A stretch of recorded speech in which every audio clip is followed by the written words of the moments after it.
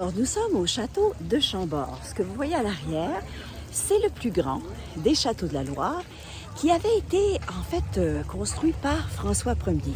Au départ, il y avait un tout petit château de chasse, un petit pavillon de chasse, mais François Ier, il aimait cet endroit. Alors il a fait démolir le tout petit château et il a commencé celui-ci qui est grandiose. Il avait demandé à Léonard da Vinci de faire les plans, mais Léonard est mort avant, malgré que les plans du grand escalier, ce sont les plans de Léonard da Vinci. Alors François, il a commencé ce château, mais en fait, il y a resté seulement 72 jours.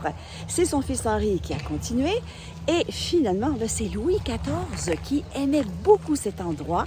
Il y venait souvent, qui a complété l'intérieur du château. Il a d'ailleurs changé un petit peu les plans.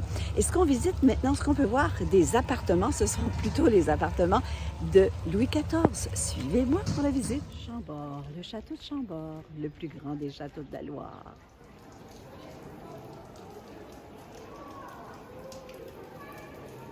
Voici la cour et les jardins du très grand château de Chambord.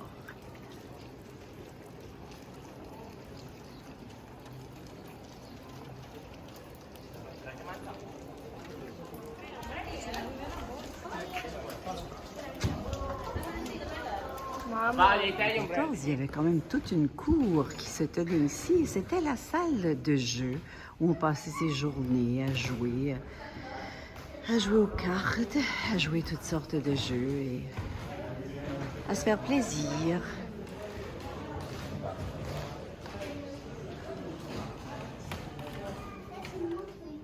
Petit studio privé de l'époque de Louis XIV, qui avait été dessiné par Léonard da Vinci, puisqu'au départ, c'est Léonard qui avait fait les plans du château de Chambord, mais il est mort avant de voir le château réalisé. La salle des tableaux de chasse, puisque Chambord était un château pour la chasse, du château de Chambord. Voilà, on entre ici.